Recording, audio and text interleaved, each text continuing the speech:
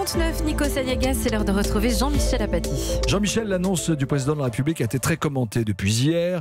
Les militaires de l'opération Sentinelle, normalement affectés à la lutte antiterroriste, seront mobilisés samedi et ils viendront soutenir les forces de l'ordre lors des manifestations des Gilets jaunes. Vous en pensez quoi? Alors, j'en pense beaucoup de bien.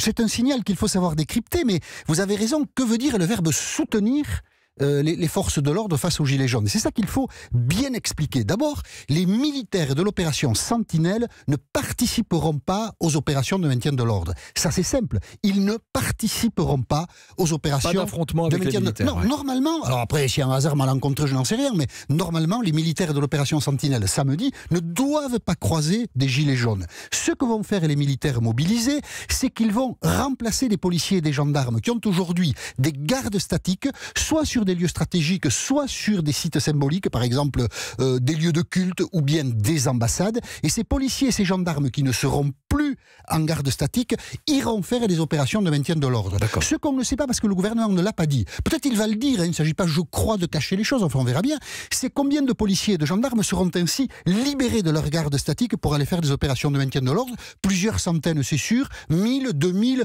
on ne sait pas exactement, mais enfin ça ne doit pas être beaucoup plus que ça, on verra bien dans les prochains jours. Qu'est-ce que ça veut dire? C'est ça le plus intéressant. J'ai l'impression que tout le monde passe à côté de ça. Ça veut dire que la République, aujourd'hui, racle les fonds de tiroir.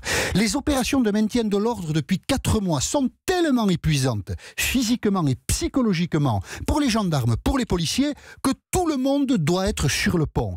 Si l'on adopte un point de vue pessimiste, on pourrait dire que l'appareil de sécurité français, tel qu'il est sollicité depuis 4 mois, est proche de son point de rupture. Et d'un point de vue optimiste? D'un point de vue optimiste, moi je n'en vois pas.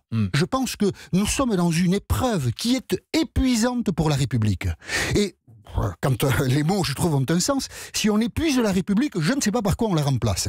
Mais ça, c'est ce que théorisent à longueur d'année des activistes de tout poil, qu'il s'agisse des Black Blocs, de certains gilets jaunes, qui ont une culture décidément étrange, et voire de certains responsables politiques, parce que le cynisme et les calculs noirs font partie de la conquête du pouvoir. La nature humaine est faite comme ça.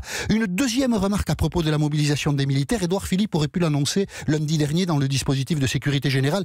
Emmanuel Macron se l'est préservé pour l'annoncer dans ce site solennel qu'est le Conseil des ministres à l'Élysée. Ça veut dire que la journée de samedi a été une déflagration pour la notion d'autorité. Le pauvre Christophe Castaner en a perdu toute sa réputation. Et au fond, le président de la République veut montrer, c'est un message un peu subliminal, que le talisman de l'autorité, il l'a encore. Au total, cette mobilisation des militaires n'est pas une démonstration de force de la République, mais plutôt un aveu de faiblesse.